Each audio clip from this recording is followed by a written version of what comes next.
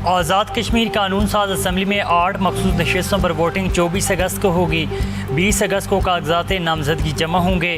23 अगस्त को उम्मीदवारों की हतमी फहरिस्त जारी होगी। मखसूस नशस्तों में ख़वातीन की 5 और उलमा व मशाइख की 1, ओवरसीज़ कश्मीरियों की 1 और टेक्नोक्रेट की 1 नशस्त शामिल।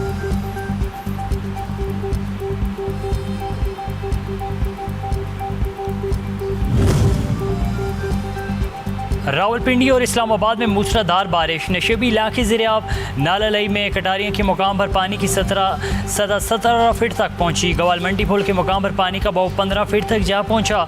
मुख्तलिफ मकामात पर बारिश का पानी घरों में दाखिल हो गया। नाला लई के आस पास आबादी को मुताद रहने की हिदायत। 21 अगस्त तक मुल्क के बलाई और वस्ती इलाकों में बारिशों का अलर्ट जारी।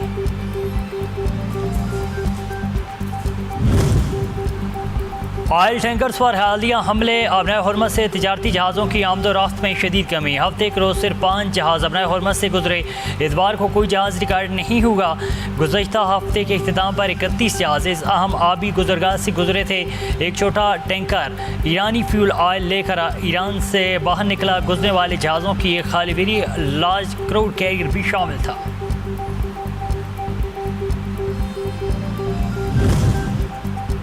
और खैबर पख्तूनख्वा के सरकारी तालीमी इदारों में गर्मियों की तातीलात ख़त्म। आज से मिडल, हाई और हायर सेकेंडरी स्कूल दोबारा खुल गए। खैबर पख्तूनख्वा के स्कूलों में मॉर्निंग असम्बली मुअत्तल। समर जोन के मिडल, हाई और हायर सेकेंडरी स्कूलों में आज से 31 अगस्त तक मॉर्निंग असम्बली नहीं होगी। विंटर जोन के प्राइमरी, मिडल, हाई और हायर सेकेंडरी स्कूल मामूल के टाइम टेबल के मुताबिक चलेंगे।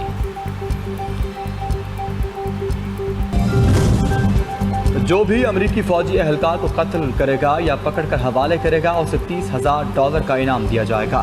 ईरान की फौज के chief of staff general Amir Hatami का ऐलान। कहा कि अमरीकी सदर ने पहले आपने हुर्मुज़ को अपना इलाका करार दिया, रद्द अमल देकर अपने ऐलान को मजाक करार दे दिया। ऐसा मजाक भी गलत है। अमरीका को हर महाज पर भरपूर जवाब दिया जाएगा।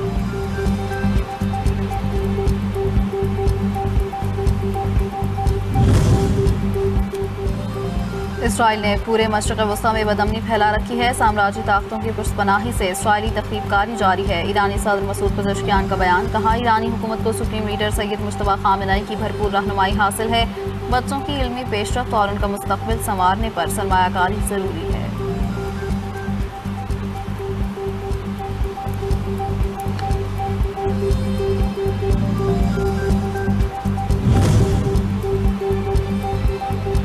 ईरान और ओमान के माबैन आबनाए हुर्मुज़ में जहाज़ रानी के रास्ते के नक्शे पर इत्तफाक हो गया। आबनाए हुर्मुज़ में अदम इस्तेहकाम का जिम्मेदार ईरान नहीं बल्कि अमरीका और इसराइल है।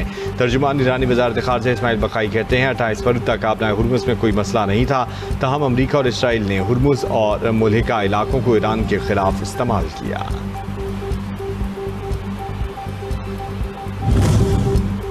ईरानी वज़ीर ख़ारजा अब्बास अराग़ची ने कहा कि ओमान के साथ तकनीकी सतह पर मुज़ाकरात जारी हैं। मुज़ाकरात का ताल्लुक आबनाए हुर्मुज़ में बहरी आमदोरफ्त से है। आबनाए हुर्मुज़ खोलने का इन्हिसार अमरीका के रवैये पर है। हालात की बेहतरी के लिए अमरीका को मुफ़ाहमती याददाश्त में तय शराइत पर अमल करना होगा।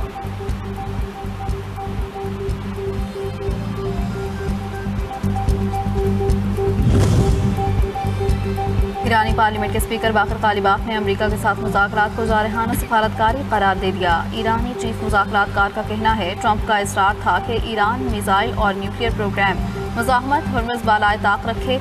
इसराइल ने लेबनान पर हमला किया। ईरान ने पूरे खत्ते को निशाना बनाने की धमकी दी तो पीछे हट गया।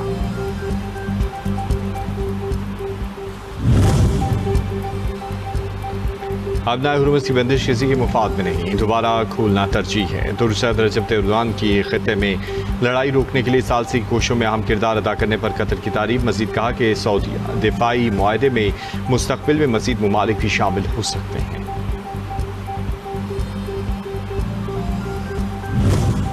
ईरानी पासदारान इनकलाब का जंग के दौरान नया फ़िज़ाई दिफाई ढांचा अपनाने का दावा। तर्जुमान ने कहा कि ईरान ने फ़िज़ाई दिफा के लिए रवायती निज़ाम से हिकमत अमली इख्तियार की।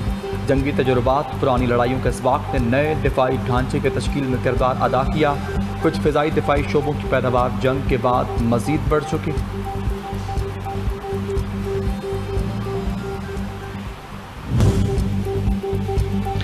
ईरान के मुकाबले ट्रंप टीम की पसपाई, मुतालबात महदूद होने लगे। अमरीकी चैनल CNN के मुताबिक जंग तवील होने के नतीजे में पैदा होने वाले नए दबाव ने अमरीकी बहस का रुख तब्दील कर दिया। जंग के छठे माह में अमरीकी हुकाम की जानिब से बयान किए जाने वाले अहदाफ में नुमाया तब्दीली आ चुकी है। अमरीकी नायब सदर जेडी वेंस ने भी अमरीकी तरजीहात में तब्दीली का एतराफ़ किया है।